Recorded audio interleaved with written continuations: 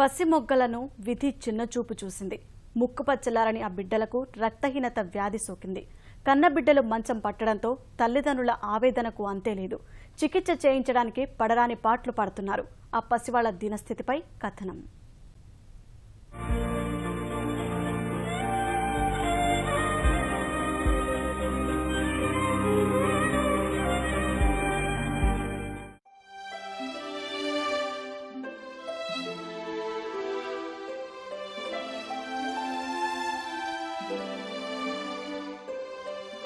ప్రకాశం జిల్లా ఏనుగు దిన్నెలపాడుకు చెందిన శ్యామ్ కుమార్, కరుణ దంపతులు జీవనోపాధి కోసం 8 ఏళ్ల క్రితం శ్రీశైలంకు వలస వచ్చారు.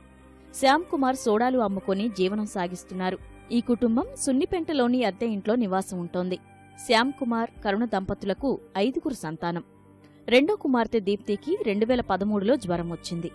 గుంటూరులోని ప్రైవేటు వైద్యశాలలో పరీక్షలు చేయించారు. ఈ చిన్నారికి తలసేమియా ఉన్నట్లు తేలింది.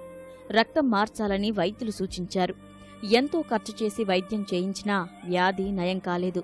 ఆ చిన్నారి కడుపులో గడ్డ పెరిగిందని, ఆరోగ్యం రోజురోజుకు క్షీణిస్తోందని తల్లిదండ్రులు ఆందోళన చెందుతున్నారు.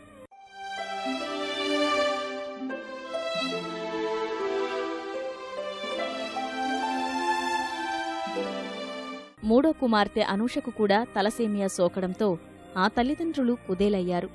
ఇద్దరికీ గుంటూరు, ఒంగోలు, హైదరాబాదులో వైద్యం చేయిస్తున్నారు. నిరుపేద కుటుంబం కావడం వల్ల మెరుగైన వైద్యం చేయించలేని దయనీయ స్థితిలో ఉన్నారు.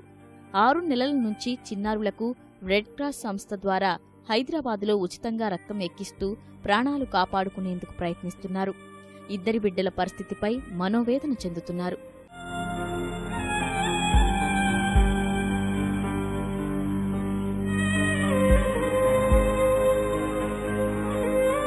దీప్తి అనే పాపకు తలసేమియా అనే వ్యాధి సోకింది.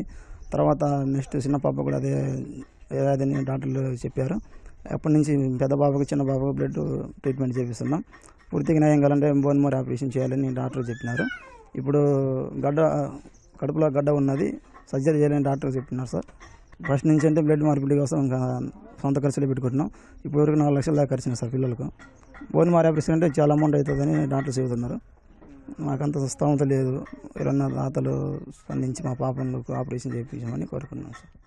నెల తీసపోయే సామతి కూడా మాకు లేదు. పూర్తిగా నయం కావాలంటే చాలా ఖర్చు అవుతుందని చెప్పారు డాక్టర్లు. మాకైతే అంత సామతి లేదు. అసలు ఒక్కొక్క రోజు మాకు తినడానికి కూడా ఉండటం లేదు. నా భర్త కష్టపడ్డదంతా ఈ పిల్లలకు నెలకు 2 సార్లు తీసుకోపోతున్నా. 2 బిడ్డలు కోల్పోతున్నాను భయంగా. నా భర్త ఒక్కడి కష్టపడాలి, 5 పిల్లల్ని పోషించాలి. సొంత గృహం కూడా ఇల్లు లేదు. ఇల్లు బాడెక్కి నెలకు 1000 రూపాయలు. ఆయన జరిగిన రోజు జరుగుద్ది, ఆఫరం జరగని రోజు లేదు. ఎవరో ఒకరు కరుణించి నా బిడ్డల్ని ఆదుకుంటారని ఆశపడుతున్నాము. చిన్నారులకు శస్త్రచికిత్స చేయించడానికి ప్రభుత్వం సహాయం చెయ్యాలని తల్లిదండ్రులు కోరుతున్నారు. అలాగే దాతలు ఆదుకోవాలని వేడుకుంటున్నారు.